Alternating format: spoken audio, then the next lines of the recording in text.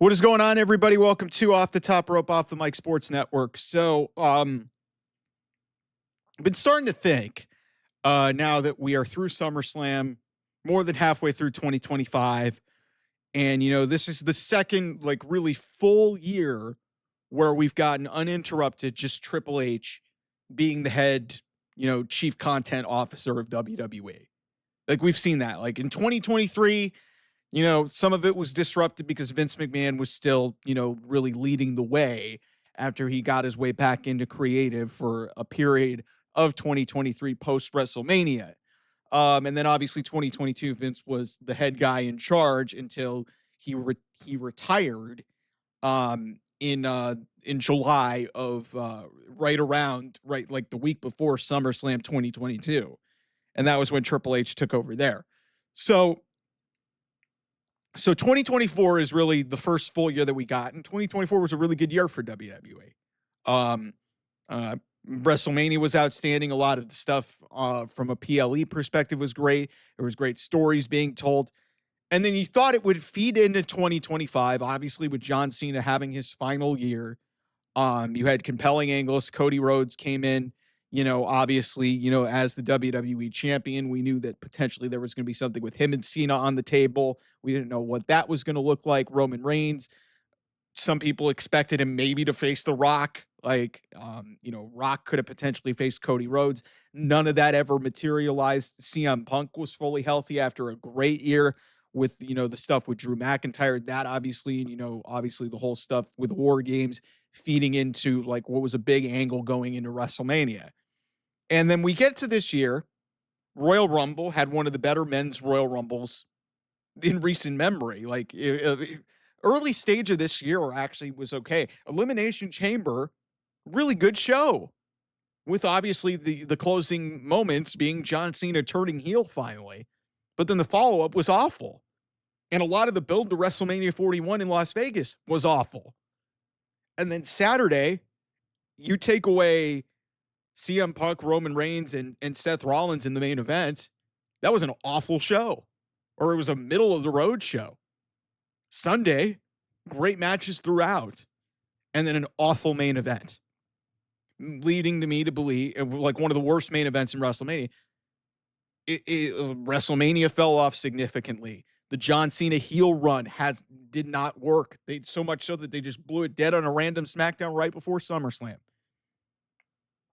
Listen, what I'm trying to say here is WWE creative in 2025 has slipped significantly.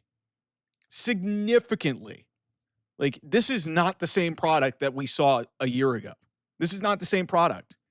They're resorting to Vince McMahon cheap comedy gimmicks, which were fun for a while, but now once you take the wool out from over your eyes, you're like, why do we need 3 El Grande Americanos after, Chad Gable was the whole reason that this thing was going, and now because he's injured, they had to do something different.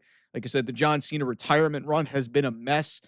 Seth Rollins turns heel. His heel faction really hasn't hit, and now we finally got the reset maybe, and we got a name because, hey, it's the Vision now, and now he's the world heavyweight champion, but nothing's really changed with that group. This is essentially a different version of the Bloodline in some ways, just not with Bloodline attached to it. It's almost like Evolution, but it's not hitting the same. And I like Seth Rollins, but I don't know if this is going to work because it wasn't working for the first 4 months of it. Then he took 3 weeks off, and then he just won the world championship. What are we going to see from this moving forward? It's a slow burn, clearly going to Survivor Series in San Diego, but I'm just wholly unimpressed with this product and seeing what they put forth after SummerSlam, which was, had 2 really good main events, 2 moments that really stood out. A lot of people are going to say what they want about Brock Lesnar returning to WWE. That's not what this is about. WWE has developed some tendencies that have me concerned about the long-term future. They're about making moments. The problem is the way that they've followed up moments has not been very good in 2025. The John Cena heel turn, as I've said multiple times already on this channel and in this video, that was awful. It was one of the worst creative decisions maybe in the history of this company. And Vince McMahon was running creative for a long time. How they messed this up is beyond me. So the payoff there, okay. Now John Cena's facing Brock Lesnar. Cool. What are we going to do for the next 4 months of this thing? You normally don't see them sacrifice young talent. Lyra Valkyria was essentially cucked out at SummerSlam. I hated that match. More than I get away from it. Like, yeah, they had some cool weapon spots and stuff, but it was way too convoluted, way too convoluted, and way overproduced. I'm using words that probably don't even exist in the English language. And yet here we are. We're more than halfway through this year, and I don't feel like we've progressed at all. Like, we started the year with Cody Rhodes as champion.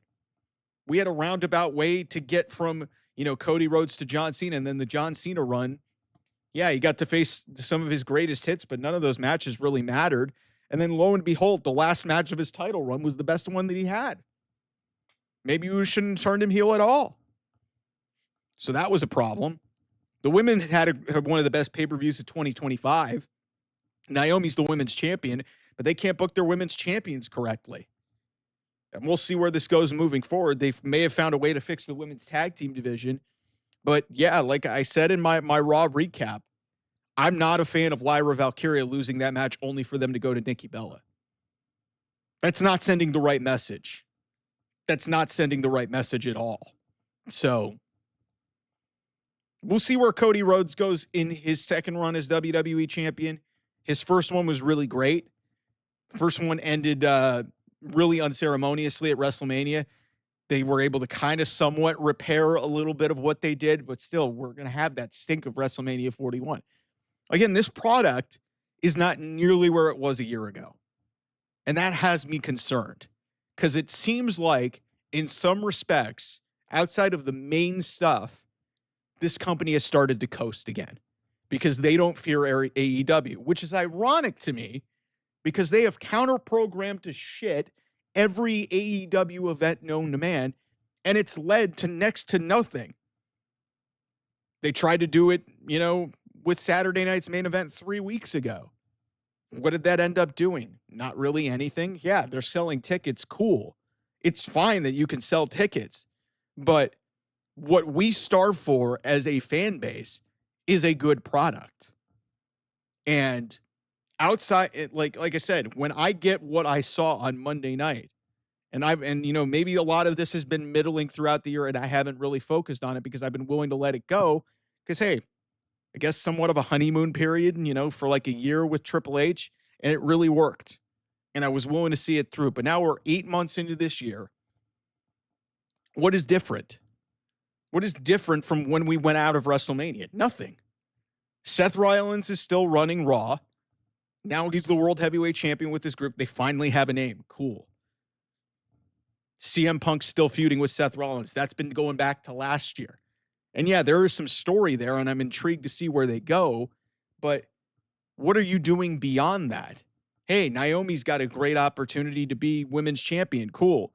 Stephanie Vaquera has now been elevated to the main roster, and it's great that they're shining on so many new women. But you also screwed with another woman and then didn't pay anything off with her in Lyra Valkyria, and Becky Lynch is not doing anything to remove the stigma of being Becky Hogan. So, again, what's different? What's different? They haven't gone above and beyond. This company has slipped. They have slipped into a lull, and they are basically coasting. And I have a lot of concerns long-term if this is going to be the norm. Like, I don't think it's going to slip ever to Vince McMahon territory of how bad creative was under him. But if they're not careful, man, you're going to start alienating this fan base. And again, this is not a Brock Lesnar discussion. If you don't like Brock Lesnar and you don't like that they brought him back, that's a different prerogative. That's a different discussion. What I am talking about here is solely the decisions that they have made in the confines of what they have booked throughout the first 7-8 months of this year. And it has not been very good if you compare it to 2024. That was a really good run. You had one of the best feuds that WWE has ever produced, or at least produced in a long time, capping off with a Hell in a Cell. And that wasn't even over for a world championship with CM Punk and Drew McIntyre. Roman Reigns, in a part-time capacity, had one of his better years. And it fed into this year, but it ultimately, the Rock match that we wanted to see never happened. Rock bailed on this thing. Yeah, the company's making money, sure, and they've got the Netflix contract to show, but it's almost like they got their money and they're starting to coast and they're starting to let back. And that's not what I want to see. And I'm sure that's not what a lot of WWE fans want to see. Again, this is not like, one of those things of like, okay, I, I'm trying to use this as a vehicle to like, basically tell you guys that WWE sucks. I don't think that. But the product has slipped significantly. And they've got to fix it very soon. Because if they don't, like I said, all of these full houses and all this other shit because of how much they charge people and everything, that's going to go away. And it's not going to start looking good for them. It's never going to go back to what Vince McMahon was. But I talked to a lot of my friends and I talked to a lot of people on the internet. It's not the same as it was a year ago. And that's a problem. We're more than halfway through this year. WrestleMania was not great. SummerSlam was better, but not by much. They stuck the landing with both main events, but there was some low points, specifically on Sunday, which should have been a lot better than it was. So here's hoping that they fix it, man. I said it on my Raw review. Here's hoping that they fix everything, because if they don't, it's going to be a massive issue. And then, hey, people can try and preach their tribalism and say AEW is better than WWE. And then decisions like Brock Lesnar coming in light of all of this other stuff, just to make a moment, that's only going to heighten people's suspicions about this place. Anyway, thanks so much for watching. I'll see you guys soon. Bye-bye.